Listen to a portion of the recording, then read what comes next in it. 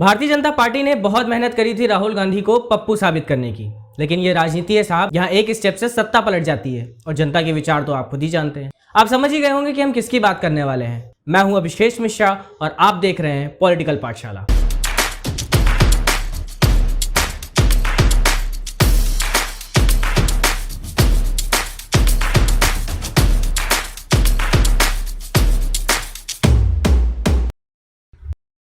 ऐसे ही कांग्रेस के साथ हुआ जब भारत जोड़ो यात्रा ने कांग्रेस की छवि बदल दी और अब पार्टी बदली हुई नजर आ रही है, क्योंकि राहुल गांधी सड़क पर उतर चुके हैं और अगले 4 महीने वो सड़क पर चलने वाले हैं, क्योंकि भारत जोड़ो यात्रा लगातार चलने वाली है।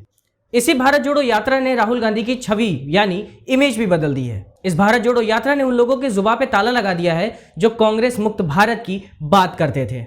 आप समझ ही गए होंगे कि कांग्रेस मुक्त भारत की कौन बात करता था, मगर कांग्रेस मुक्त भारत की बात करते करते वो इतना खुश हो गए कि क्षेत्रीय दल को वो भूल ही गए। लेकिन अब हालात ऐसे हैं कि गोदी मीडिया को भी तवज्जो देना मजबूरी बन गया है, क्योंकि टीआरपी इसकी शर्त बन चुकी है।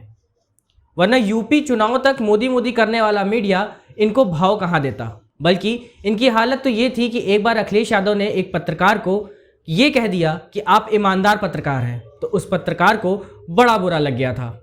मिर्ची लगने की वजह तो नहीं पता, शायद वो ईमानदारी वाली बात पे या गोदी मीडिया वाली बात से था, लेकिन ये गोदी मीडिया अब कहीं ना कहीं बदला हुआ नजर आ रहा है।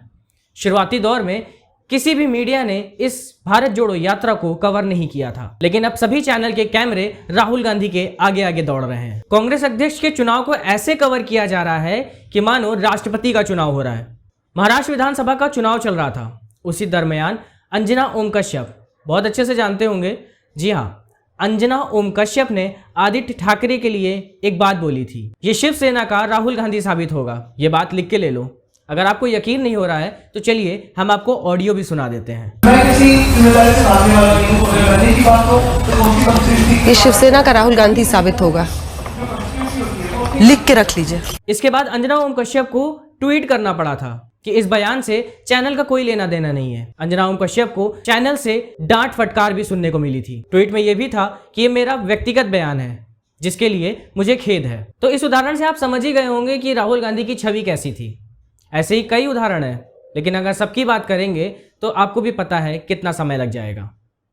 पर मुद्दे की बात पर आए तो भाजपा को राहुल से अब डर लगने लगा है, क्योंकि जैसे ही भारत जोड़ो यात्रा सफलता की ओर जा रही है, लोग जुड़ते जा रहे हैं और माहौल गंभीर होता जा रहा है। भाजपा की यह सोच कि उसे कोई नहीं हरा पाएगा, अब इस सोच पर भी अंकुश लगने लगा है। मैं हूं अभिषेक मिश्रा और ऐसे ही तमाम रोचक जानकारी के लिए जुड़े रहिए हमारे साथ।